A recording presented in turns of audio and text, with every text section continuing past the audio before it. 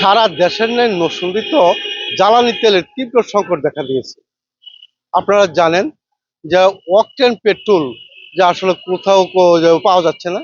দু একটি পাম্পে পাওয়া গেল যে সীমিত আকারে পাওয়া যাচ্ছে, 200 টাকার বেশি তারা তেল দিচ্ছে না বলে আমাদেরকে জানিয়েছেন। আমি এখন রয়েছি নরসিংদী শহরে সাইটের পাড়া আজাদ ফিলিং স্টেশনে।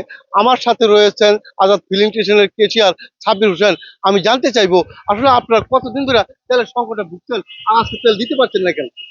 আমরা তেল পাচ্ছি না। আমরা ঈদের আগে তেল পাইছি, 18 তারিখে লাস্ট তেল পাইছি। এখনো পুরো 12 দিনের মতন হচ্ছে আমরা তেল পাচ্ছি না। এর জন্য তেল দিতে পারতেছি না। আমাদের মজুত নাই, আমাদের ডিজেল আছে, আমরা ডিজেল দিয়ে মানে সেবা দিচ্ছি। আর পরবর্তীতে আমরা তেল পাইলে আবার পুনরায় তেল দেওয়া শুরু করব। ধন্যবাদ আপনাকে। আপনারা শুনছিলেন যে আসলে এই পাম্পের কেশিয়ার যেমনটি জানিয়েছিলেন যে ঈদের আগে তারা ডিপুতে তেল নিয়েছিলেন, এরপর থেকে ডিপু থেকে আর তারা তেল সংগ্রহ করতে পারেন নাই বলে যে গ্রাহকের চাহিদা মতো তারা তেল দিতে পারছেন না। কিন্তু যে পর্যাপ্ত পরিমাণ ডিজেল আছে, ডিজেল তারা সরবরাহ করছেন বলে আমরা জানতে পেরেছি। নরসিংদীতে 26টি তেলের পাম্প রয়েছে, এর মধ্যে প্রায় আমরা ঘুরে দেখেছি যে 5 থেকে 7টি তেলের পাম্প চালু রয়েছে। আর 2টি পাম্পে যে আপাতত তেল দিচ্ছেন বলে গ্রাহকরা আমাদেরকে জানিয়েছেন।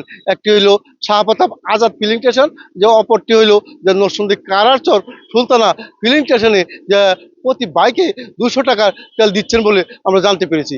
এই ছিল নরসিংদী ছাইড়াপাড়া আজাদ ফিলিং স্টেশন থেকে যে তেলের সর্বশেষ পরিস্থিতি।